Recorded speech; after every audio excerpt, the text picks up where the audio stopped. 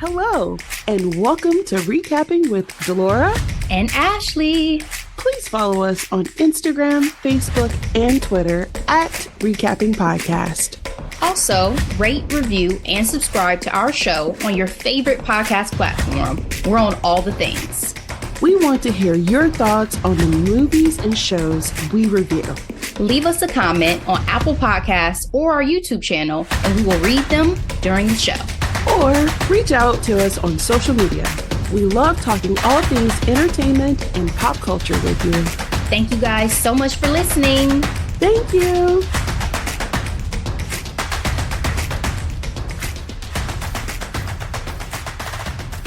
Hello, Ashley. Hello, hello, hello. How are you doing today? I'm good. How about you? I'm good. We are going to talk about origin today. And, we'll see how this goes. Like, if I am bawling my eyes out midway, just be warned. Because this subject matter is pretty heavy, Ashley. It is. Origin. It is a 2-hour, 15-minute movie rated PG-13. It is a drama. Here's a quick summary. While grappling with tremendous personal tragedy, Isabel sets herself on a path of global investigation and discovery. Despite the colossal scope of her project, she finds beauty and bravery while crafting one of the defining American books of its time. This movie was released September 6th, 2023, and now available on Hulu as of July 2024. Here is the phenomenal cast. We have Anjanou Ellis-Taylor, John Bernthal, Vera Farmiga, Niecy Nash Bates. We also have Andra McDonald, Nick Offerman, and Blair Underwood, just to name some of the standout cast. This movie was directed and written by Ava DuVernay and produced by Ava DuVernay and Paul Garnes. Rotten Tomatoes gave this film from the critics 82% and 98% for the audience score. Google users gave this film 88%. Ashley, what's your grade for Origin? This was one I didn't give a grade for. I think the subject matter is just such where I find it hard to rate the project. I think it's very important. It's obviously based off of real work and someone's real story and journey. And I think it definitely was a story worth telling, and that it was beautifully shot and done by Ava and the folks who worked on the project. But I don't want to give like any specific grade because I think the work kind of transcends a grading. I agree. I did not grade this project as well. I feel like this film is too important to give a grade to. I feel like this is our generation's equivalent to Roots from back in the day in the 70s, where it was a must watch. I don't think anything of our story, our African American ancestors' story, was captured in that way in film before. And I feel the same way about this film. I feel like this is a must watch. Like somebody's social studies, American history class needs to watch this. Mandatory viewing, because it was so enlightening and so inspiring that Isabel would even attempt to scratch the surface on a subject matter like this, and the way that she was able to do it so incredibly well despite her personal tragedies is awe-inspiring in my personal opinion. And yeah, let's go ahead and say spoiler alert. Like, I don't even know if it even warrants that, but here we go. Isabel Wickerson is the first African American to win a Pulitzer for journalism. Like, I had no idea. Very, very impressed. She is a wife, a daughter, a cousin.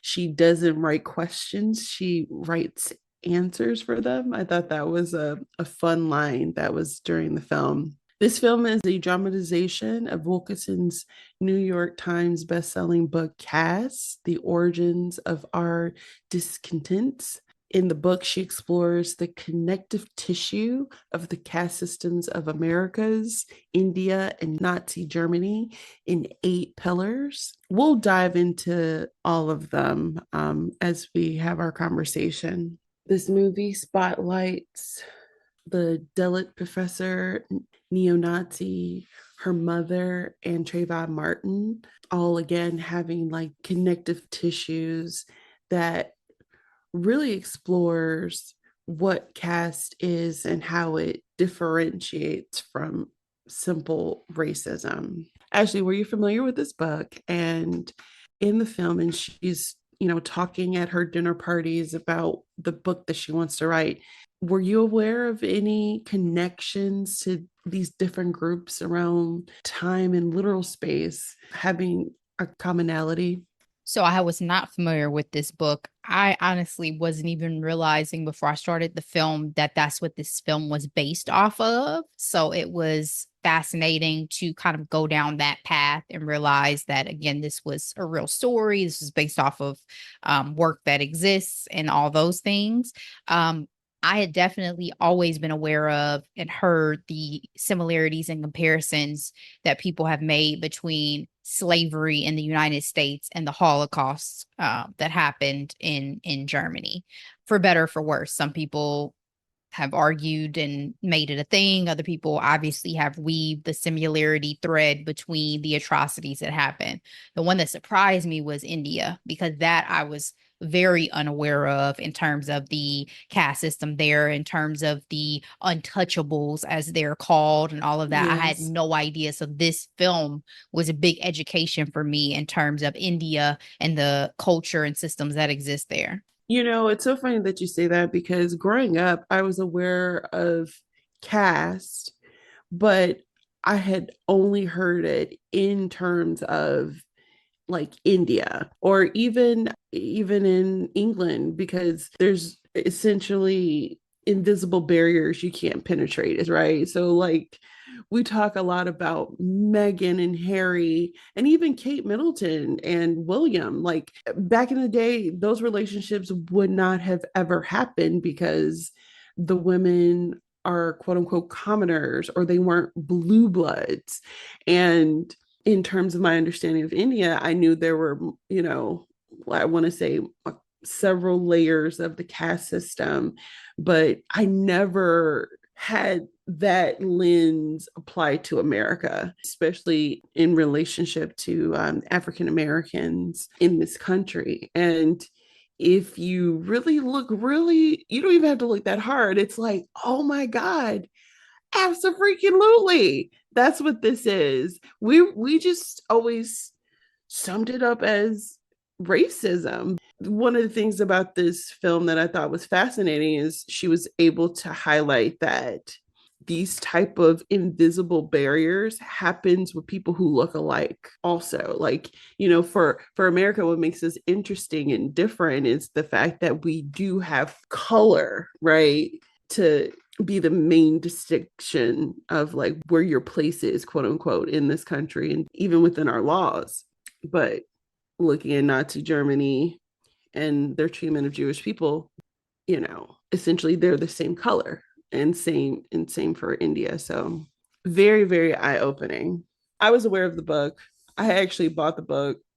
I bought this book along with 1619 around the same time because it came out in 2020 and we all know what happened in 2020 in terms of the racial reckoning, so to speak, that happened in this country that We are definitely living in the okay, now to the next. Like we did that for it had a good 4 year run, but all the DEI initiatives are gone essentially. It's so funny. This is really random, but Jackie Aina, she's a popular YouTuber and internet celebrity. They were talking about how in the beauty industry there was such a wave and need for diversity, and now all of that has dried up.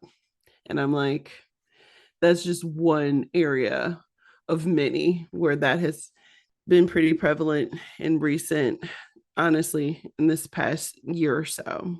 So we have Isabel and her husband taking care of her mother. She's moving into a nursing home. I thought it was really interesting because it was her mother's idea to go into the nursing home, but somehow she felt guilty for not taking care of her mom the way that she felt like she should have. Isabel is consulted on the Trayvon Martin case, and that conversation they have with her mother was pretty eye-opening but not surprising to me about walking at night in a white, quote unquote, white neighborhood, and like, why didn't he comply? Were you surprised by her mother's position on that? No, I mean, her mother's of a generation. I mean, we're still of a generation where we understand the dynamics and pass down the do's and the don'ts as a Black person, Black man, particularly walking these days at night, running, living, breathing. Girl, Um, living in your own house eating ice cream. yeah. I still like so where I lived, well, I lived 20 minutes from where Trayvon Martin was killed. Oh And wow. I still am more curious about that whole like neighborhood supposedly he lived in, because the neighborhood I lived in was much more diverse in terms of who you would see and who the neighbors are and all of that. So I'm still was have been curious about that once I lived so close to where everything went down. But for sure, no, his her mother said the thing out loud that everybody was thinking. Even her husband was taken aback by the honesty he realized that was there in her words. Yeah. The conversation of what should have happened versus real life and it being two different things. Like Isabel's position was like, he shouldn't have to, but we all know that is not always the case. I have to say, this film was heavy for multiple reasons. And we haven't even gotten into the nitty gritty just yet. But the amount of loss that Isabel experiences throughout this film is it's a lot, Ashley, like to the point where I started praying for the real life woman, because these things did happen to her.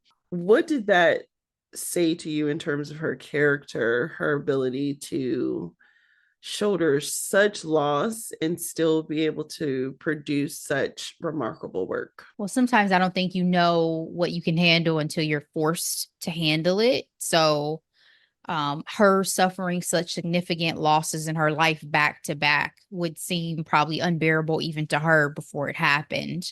But I think she had such powerful purpose in the work that she was doing. And she was already a Pulitzer Prize winning writer and well known and revered for her craft, that her family understood, and we even see a scene with her cousin. Everyone understood that the work she was doing was very important. And so I think that helped to give her what she needed to in terms of fulfillment at a time where probably without that sense of purpose, she may have crumbled.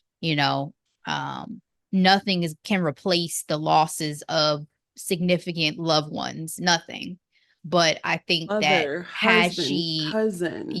had she not had her work, I just don't know how she would have navigated and how she would have gone on. So I think it's probably a saving grace for her that she was doing something that was so important to her, that was propelling her forward. Looking at her dedication in the beginning of the book, it has here to the memory of my parents who survived the caste system and to the memory of Brett who defied it. Ballin', Ashley.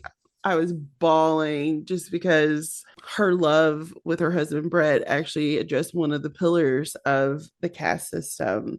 Specifically, it's called endogamy, which is the restriction of people getting married, essentially having forbidden sexual relations, or she called it a firewall in the movie that blocks empathy and shared empathy. And it's created and reinforced through the idea of race.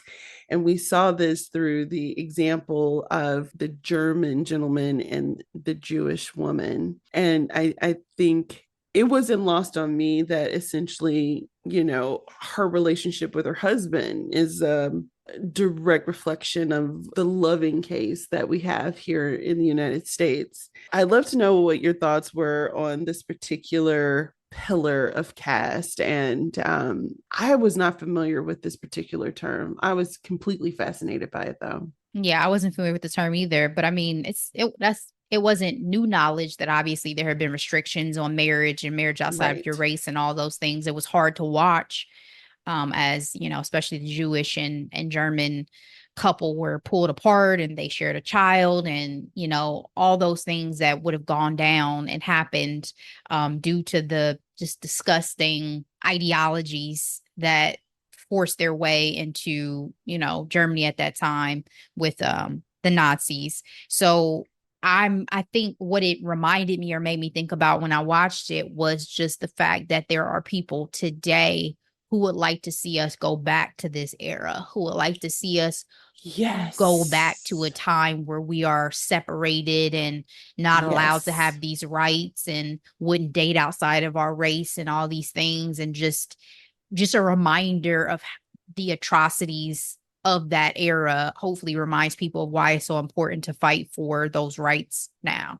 Well said. Some of the other pillars. So in the book, there are eight. So there's divine will, which is the belief that social stratification is beyond human control, either divinely ordained or natural law. And it talks about the biblical story of the curse of Ham that was used to justify Black inferiority in the United States. Heritability, the belief of social status, is acquired at birth and is immutable.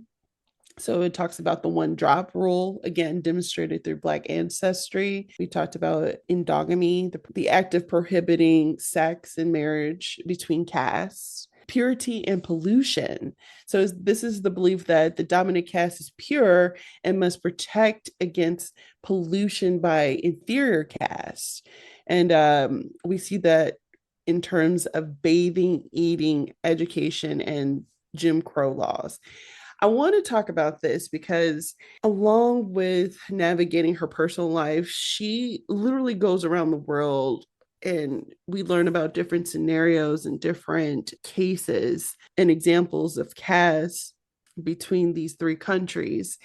And baby boy L. Bright in 1951, all he wanted to do was swim in a pool with his friends. And you have these grown ass people letting this boy sit on the other side of the fence while his friends were having fun, and then made the spectacle of saying, oh, if you want to have fun, well, you can float on this floaty, but don't you dare touch the water. You can't escape that type of trauma. She's like, I'm pretty sure something died in him that day. And I agree. They shot it so heartbreakingly beautiful in the film with the scene where he's laying in the grass and Anjane's character lays beside him and they shed a tear together. Yes. Because whether you're an adult, whether you're a child, whatever, that was such a heartbreaking thing to have to watch, let alone to have had to live. And the fact that his white peer said that it still bothers him to this day in the film, who is an elderly gentleman, says all that you really need to know about how it must have impacted him being the one who lived through it. It reminded me of that scene in Becoming Dorothy Dandridge, or whatever the name of the film was that Halle Yeah. Berry was in, Yeah. where she was told, again, she's the headliner in this club, and she's told not to touch the pool. So she like dips a toe and flicks it. And the next day she comes out and the pool has been drained. Drained. There's two things I wanted to talk about in this particular conversation. One, There's this one lady on TikTok. She is a nurse at a nursing home, and the whole conversation of pure and purity. She said that okay, this is a conversation about white people bathing habits. We've had multiple conversations about celebrities on how often they do not and do take showers.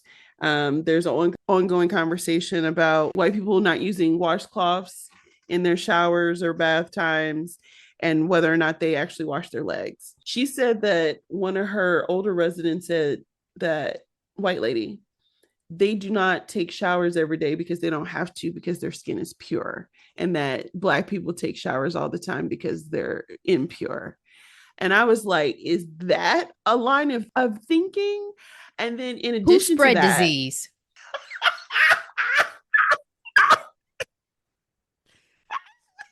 So this one time y'all needed to see my reaction because get out of here. but it made me genuinely question, like, have black people been gaslit in our, because we when we shower soap head to toe inside all the crevices with the washcloth. Okay, what do you mean you get in the shower and you don't wash your legs? Like, that doesn't make any sense to us. Like, and so I'm like, were we gaslit into our bathing habits or something with No, the whole, oh, sticking your toe, in the you better not touch that water or they're gonna have to drain the pool, so to speak, back in the 1950s. And this woman talking about their skin is pure, therefore they don't need to shower often. I'd love to know your thoughts. no, we were not gaslit into our bathing habits. They were gaslit into theirs. Because what the fuck are you talking about? Uh, I remember seeing a video recently of a white lady talking about this whole thing about washcloths, no washcloths. And she was like, I don't understand how people can use washcloths. Like, that's so disgusting. And then her co-host was like, well, what do you use to like wipe your, like wash your butt? And she was like, my hand. She was like, if I used a washcloth, I had to burn it. And people in the comments were like, how do you feel about your hand though? That you were I just using don't to wipe your ass with. I don't understand why they use their bar soap on their skin in that way. Like, I just feel like It sometimes just makes me never want to stay at hotels, never like, because you cannot sanitize something good enough for me, right? Like, I never knew that these things were a thing until people started revealing these things about themselves. I yep, would have never known. Like, never the known. idea of, especially the environment we live in, germs everywhere, dirt everywhere. You work out, you have bodily functions. Like, yeah, some people don't shit every day, but you should. You should. And you're And it's not healthy to not. Women have periods and all these other things. girl, And so that you is what telling I me am you going saying. days without Without bathing? It's mind blowing to me. It's mind blowing. Y'all, I am so meticulous. That's why I started using detachable shower heads. Ashley, yo, We gotta get clean. we do. We We do. got to get And clean. I do appreciate a good bath. Some people think it's like, oh, it's gross. No, a good bath is amazing. I Uh I haven't taken a bath in a long time, but I'm a bath girly. Okay, give me all the bubbles, give me the hot water I haven't taken a bath in a long time, but to each their own. As long as their body parts getting soaped, lathered, scrubbed, and cleaned, rinsed. Yep. cleaned.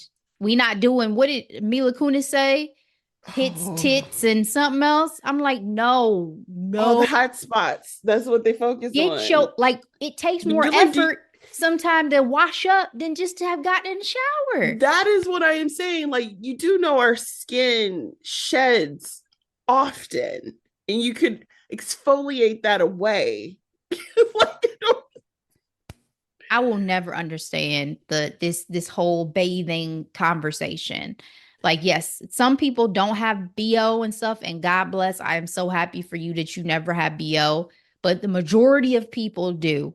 I was even, no offense, I was around someone recently who they had their shoe on and I still smelled their feet. oh my. So, like, let's be One of the serious. best compliments for me is when someone tells me I smell good. You know what I mean? So Yes. I Yes. That is the standard for me. Okay. But speaking of cleanliness, let's go to India and talk about the Dalit community, or also known as the Untouchables. And I have to say, I was completely unaware of the history of a people who are responsible for cleaning the pipes. Girl. When they put him in that tub of shit, I was like, oh my Girl, God. she said the only things they had to protect themselves was oil and each other. Yeah, a lot. A lot. Were you familiar with Dr. Ambedkar?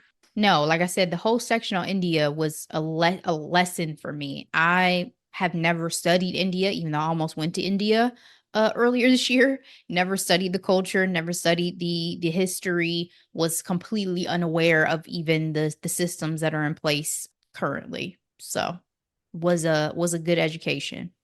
I think it was beautifully said where it said where they talked about how the world has failed to recognize his genius.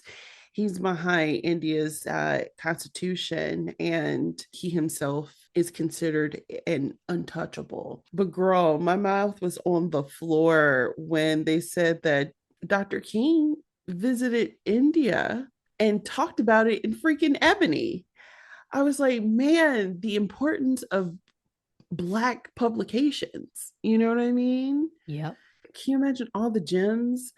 I had no idea. July 1959's edition, the fact that Dr. King was able to see the connection, like he himself was considered untouchable, and he said that he was offended by it at first, but then realized that in fact it is true in our country, especially during Jim Crow. Fascinating, Ashley. Absolutely. Let's go back to Germany. So her interactions in Germany were fascinating. In the movie, they highlight the work, the two couples who wrote the landmark work in anthropology, the book called Deep South. I remember hearing about Deep South just in passing, but I had no idea that it legit was about them documenting their experiences. Were you familiar with that piece of work? No, I was not. I feel like I'm might pick it up because to do that type of work in that time, it has to be enlightening.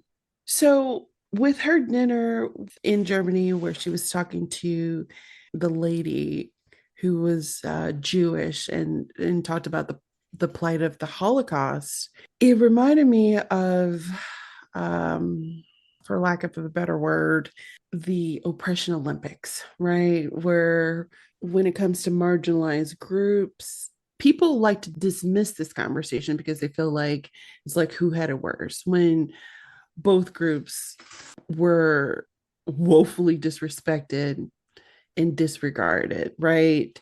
But I was fascinated by several things. She talked about there being 6 million Jews accounted for in the span of the Holocaust. But, the African American plight, 246 years of slavery and 100 years of Jim Crow.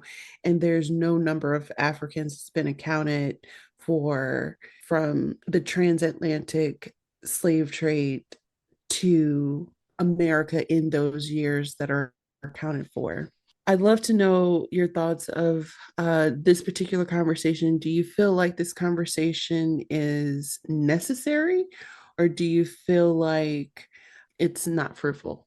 I think that it is fine and necessary to have the conversation to understand the actual facts. Like, I think they both spoke some important facts, right? Like the woman speaking about the fact that the mission of the Nazis was not just to oppress, but to exterminate. That is a fact. That is an Yeah, important fact. It's also a yeah, fact and an important fact that the suffering and actual toll of slavery will never be able to be quantified because it has gone on in perpetuity. That's a fact. What I don't think was necessary was the closed-mindedness on the side of the woman who did not want to even endeavor to connect the two. That I don't think is necessary. That's I'm where glad I that you have said that. a um diversion of opinion in terms of the conversation, because there obviously is, to Ajay's character's point, a clear connection, in the work that she was doing was to prove that. I felt like the lady's opinion was very dismissive, and it was disheartening because I feel like she should know better. I think sometimes people are only coming from their own lived experiences and perspectives. Everybody doesn't have the mindset to empathize with the struggles of other people. Not to say that she can't see beyond herself, but to a certain extent in my mind, she can't see beyond herself. Mm. I know we've talked a lot about Cass, but I still wanted to ask this question. Is there any daylight between caste and racism in terms of, are they synonymous or are they different? I feel like they're different. When I think of caste, I think of class. Mm, When I think of caste, I think of, we're talking beyond racial distinctions. We're talking about economics and social inequality that differentiates from just pure racism, because racism is rooted in not only someone having a superiority, but using that superiority to keep other people in a much worse place and subjugate them. I think that racism can be a part of class, but I don't think class is a part of racism, if that makes sense. mm, mm. Yeah, I get that. Speaking of class, looking at the remaining pillars that she outlines in her book, we have occupational hierarchy. This is the reservation of the more desirable occupations for superior caste. This is seen greatly in US Jim Crow laws restricting Black people to farm and domestic work. The dehumanization and stigma, the denial of individuality and human dignity of lower caste individuals through various arbitrary punishment and restrictions to which enslaved and free Black people were subject to in the United States, down to racist carnival games.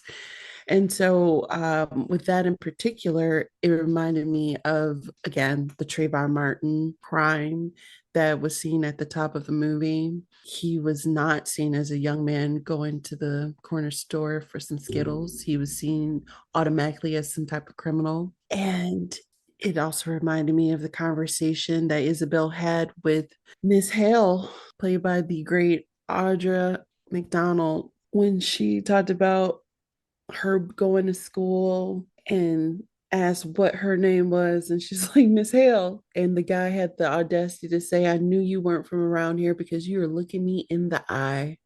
Color folks from around here knows better. And then when she went on to say her parents taught her to always live up to her name and they don't corner humanity, femininity, being a noble, honorable person, that really got to me, Ashley.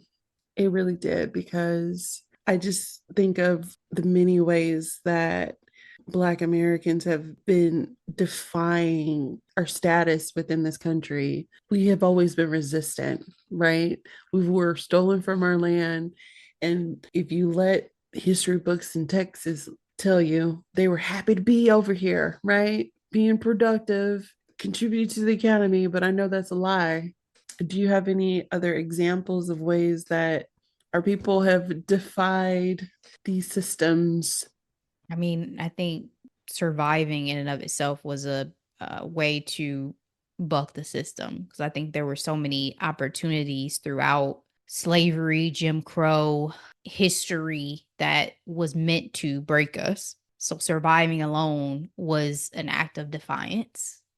And then, the attempts that we made to create economic opportunity for ourselves, and create our own towns like Black Wall Street and things like that, build community, build family, were definitely times that I feel like we were, trying to navigate and buck the system. But We still, obviously, to this day, struggle with working through those things.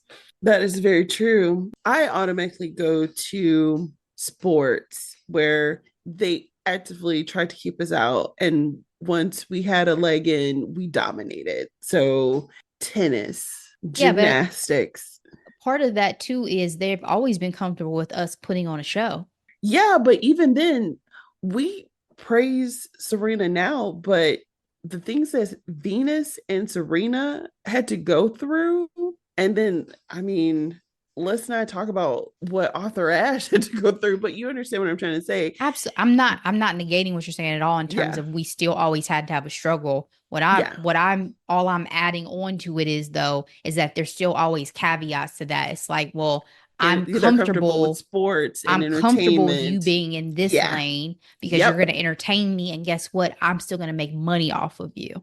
Yes, but when it comes to owning the NFL team, there's no areas of opportunity. I think Jay-Z Exactly. thinks he might wiggle his way in with his established relationships Even with the coaching rules had to be put into place.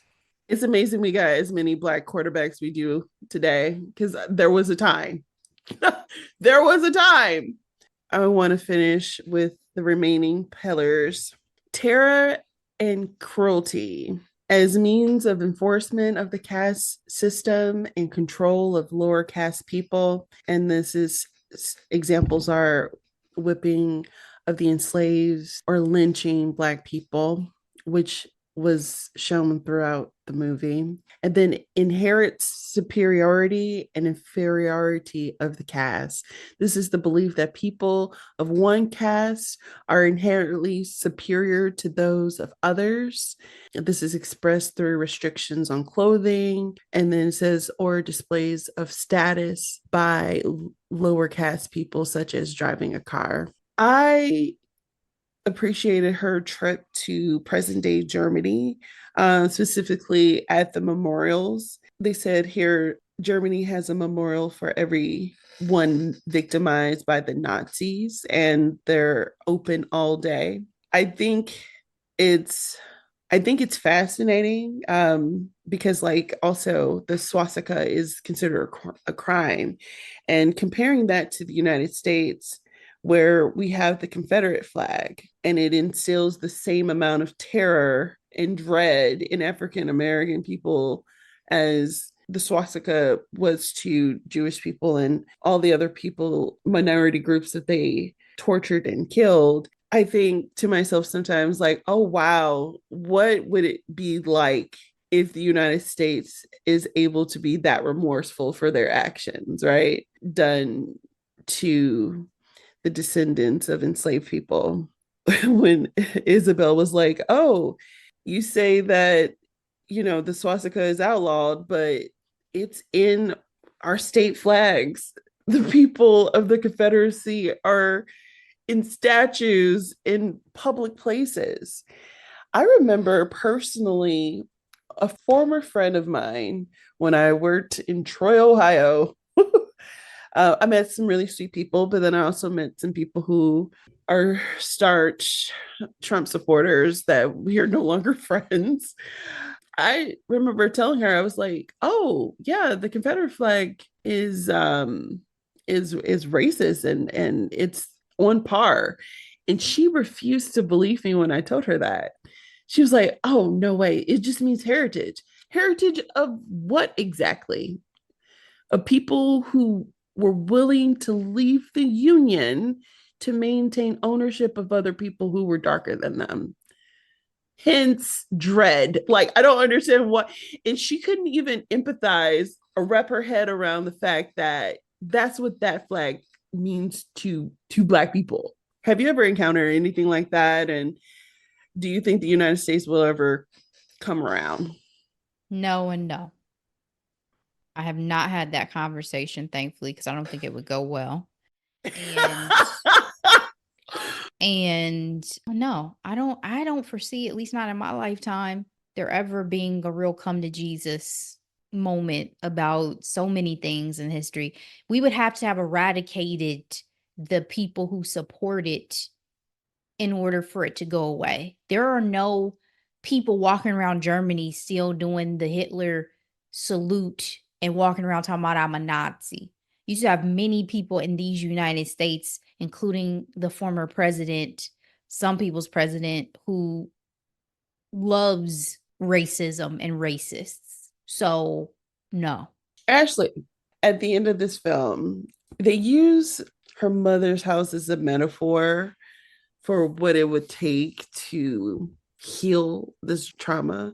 I think she does a really great job speaking to, yes, you yourself haven't victimized people if you are, a descendant of the quote unquote superior class. But you're here now. And when you have a house, you're responsible for fixing the cracks, whether you were there when they were created or not.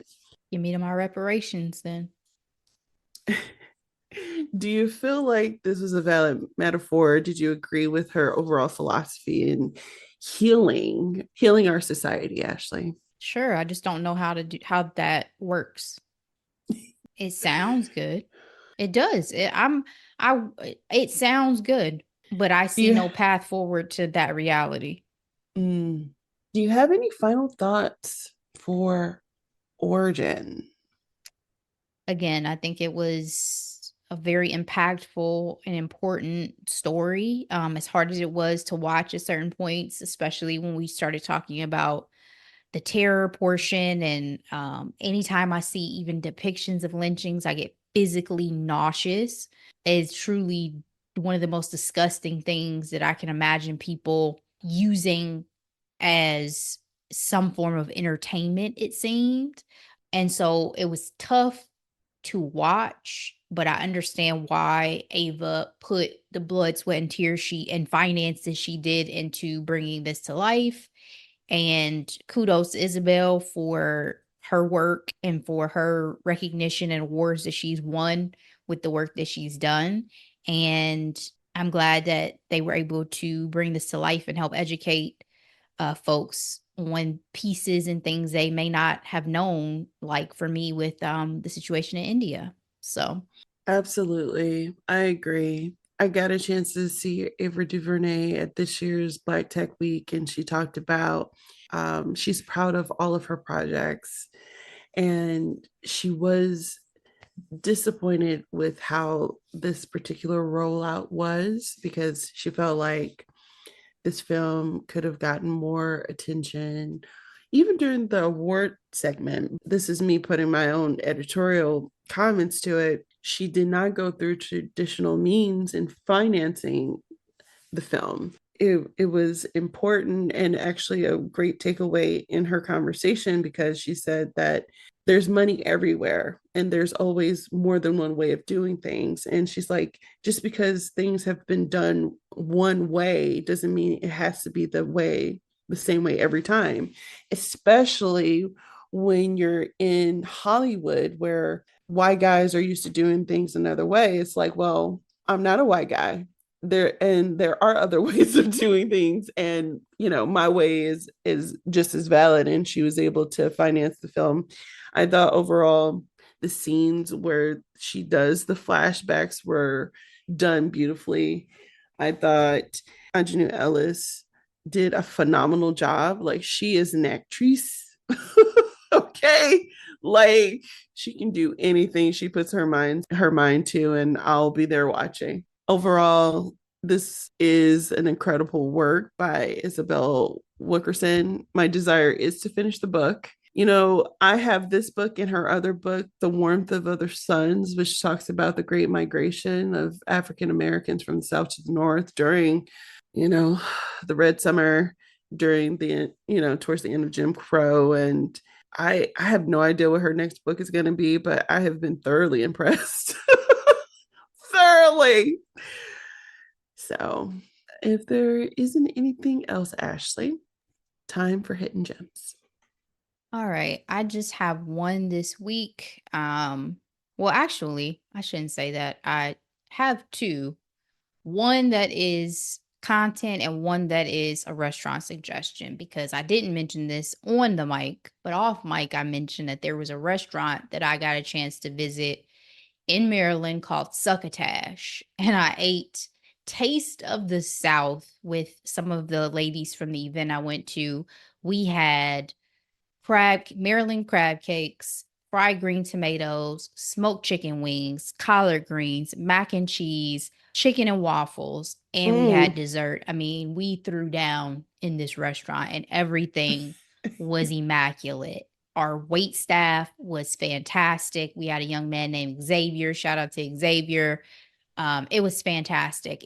I love a great food experience when I'm in a new place. And Yes, this was the yes. top of my list. So shout out to Succotash. If you're in Maryland, be sure to check them out. My content hidden gem is American Murder, Laci Peterson on Netflix. I love true crime. And Laci Peterson was one of those cases that has been on the periphery for a long time that I never dove into. Like I knew her husband got charged, but I never knew any of the details. So this was a Yeah. 3 episode like limited series about the case and revisiting it at this point in time. And so this is the first time I watched the series of events, right? I didn't even know she was missing originally. She was missing the morning of, I think it was Christmas Eve. And she had been out supposedly walking the dog. The dog was found in the yard with his leash. She was 8 months pregnant. And so you're like, where is she? And her husband subsequently over time became the number one suspect. He was having an affair, unbeknownst to the woman he was having an affair with. He had bought a boat nobody knew about. Just a series of events that cast doubt and suspicion on him. And months later, when Laci and their unborn child's body is found, he is charged and he was sentenced to death row and has subsequently been retried and resentenced for life without the possibility of parole. I believe this has been taken up by the Innocence Project, and they are trying to still help him and figure out a way to get him out of prison. I believe his sister-in-law has subsequently gotten a law degree in order to try to help him. So there are people who are in his Wait, camp. is he innocent? I, after watching the documentary, do not think that he's innocent. My assessment of what happened is he absolutely murdered his wife and child. Because Um, he was trying to cover up his affair? Not just that, I think he may be a sociopath. Like, I think he may Mm, be one of those yeah. people who his friends and family thought he was this picture perfect person, but he Well, and was not. the media would always put his quote unquote handsome face in her face and like, oh, look at the couple. And I'm like, this dude is on trial for murder. Why y'all acting like he's some family man? Yeah, he still maintains his innocence. They did, I think Peacock maybe did one with him that is like interviews with him while he's in prison right now, and he's still maintaining his innocence. But again, my assessment after watching the documentary is he did that. So it's interesting after just doing presumed innocent because he was Yes. also someone who there was never any real evidence, like physical evidence, blood, Mm, anything like that that was found, right? got it. But Yeah. there are other things like there was hair from Laci that was found in like some pliers in the boat that he took out. And they think that he used the tarp to put her in the like just things that seemed plausible in terms of what actually had happened with her. And yeah. So again, that's my assessment, but y'all feel free to watch it and obviously weigh in. But those are my two hidden gems, Delora. What about you? All right, Ashley, I have two. All right, so my first one, it's a master class.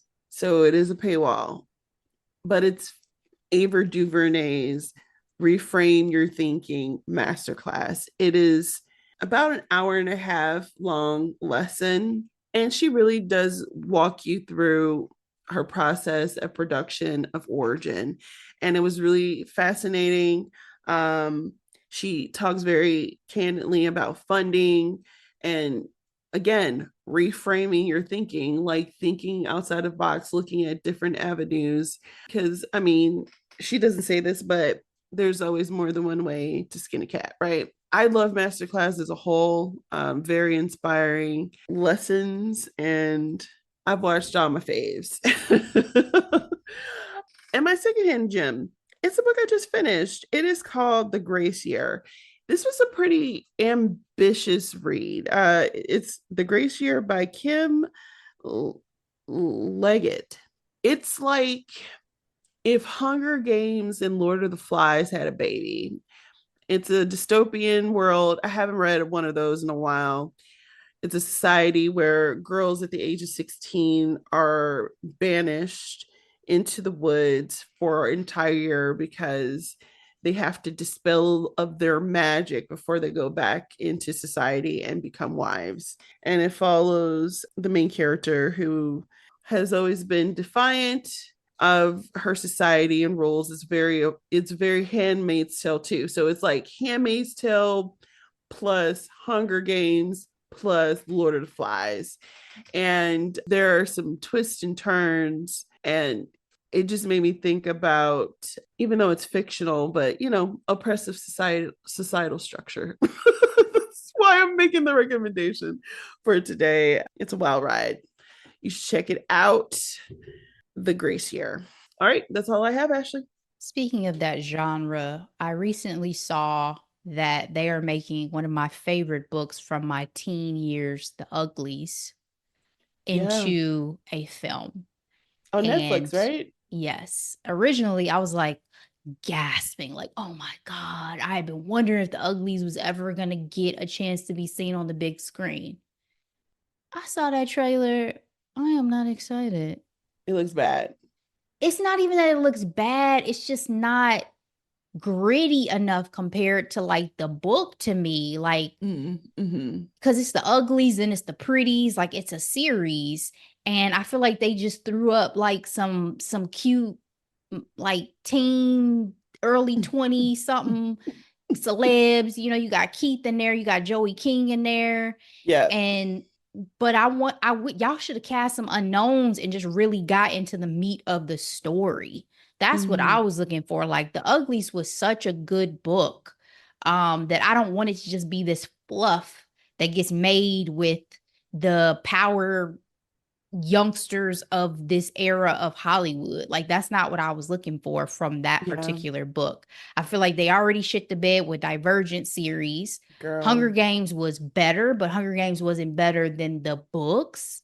Right. So yeah, I'm gonna watch it, but Well, to be fair, I not did like excited. their book, the third film, more than the third book, just because I hated the third book so much. I still need to watch the prequel now that I've finished Oh, I haven't seen that the either. book. I finished the Yeah. book. I just Oh, That's I'm going to not be reading it. hard to I'm not gonna read the watch book. though. I've Yeah. said before on the mic that if y'all thought the Hunger Games was barbaric, the Ballad of Songbirds and Snakes, baby, they had them kids in the zoo. Okay? Crazy. Crazy. Crazy. And this is with Snow. This is when Snow Mm-hmm. was a teenager, and it's the start of the Hunger Games. He didn't turn out like that for no reason. I was gonna say you have Viola Davis though, You so have like Viola, but she's a villain. I know. All right. We could continue talking forever, but we got to wrap this up, guys. We got to go. So we appreciate you for sticking with us as always for another episode. Next episode is episode 300. So Wow. very Wow, wow, exciting. wow. It's been a ride. We will Yes, it keep the has. train on the tracks, baby. Yes. I'm so proud of Guys, us. yeah, man. Well, 300 is an accomplishment. it truly is. Like we are like legit podcasters. Like I have to remember that like in my identity. It's like like who are you? What are you? I'm a podcaster. We do this. We do this. We do But it and we y'all, do it well. We do it don't well. forget, absolutely. Don't forget to leave us a comment on social media or YouTube. Leave us a rating. on Spotify and Apple Podcasts. Leave us a review. Like, we love to hear from you guys. We love to get the feedback, and Feedback is important. you help to spread us out to other people too, so that we can touch, as many people as want to join the recap and ride. So we're Yep. excited to have you and looking forward to continuing to do this more in the future. So thank you so much. We'll be back. But in the meantime, as always, be blessed. Bye.